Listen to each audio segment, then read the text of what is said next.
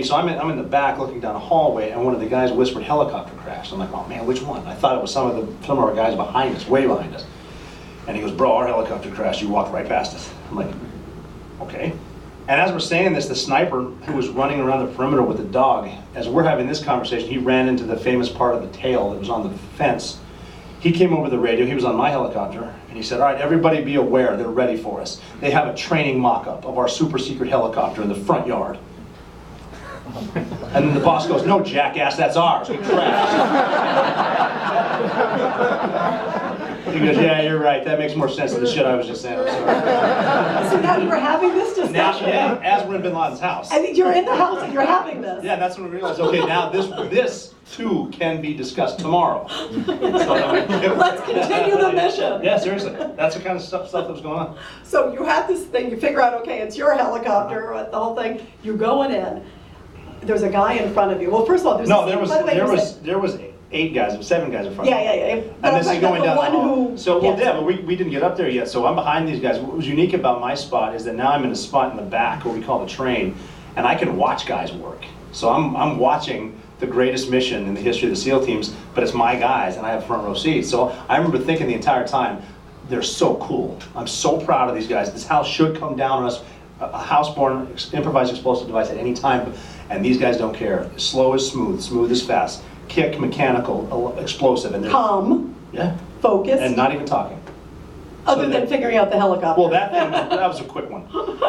Between that and like switching out Copenhagen with each other. And then we get to the thing, and the door that was barricaded, we start going up. And that's, again, when I'm looking up, 6, 7 guys in front of me.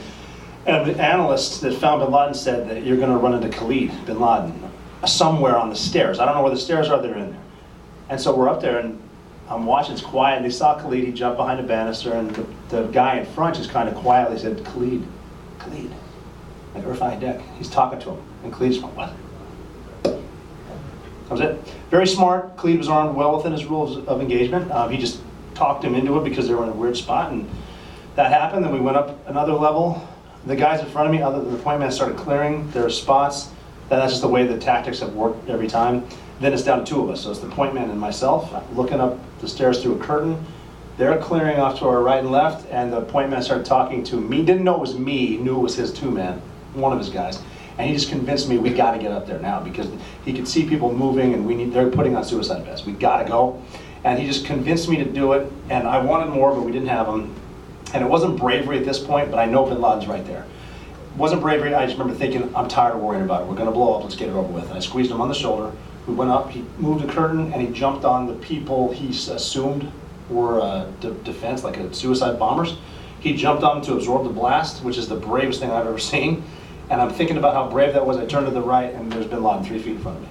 Standing with his hand on his wife's shoulder. I saw him, he's taller than I thought, skinnier than I thought, shorter beard, gray hair, that's his nose. He's a threat, that's Bin Laden, he's a bomber. You gotta take him down. And the way you treat a suicide bomber is you shoot him in the face. I've been with suicide bombers before. It's very fast, it's loud, it's permanent. And people who question why'd you shoot him in the face, that's why. Because a suicide bomber, people live a lot longer in real life than they do in the movies, and a suicide bomber connects 2 circuits, the thing goes off. You need to make sure they're not mobile, and that's what happened. Multiple shots? Yes, 3. What goes through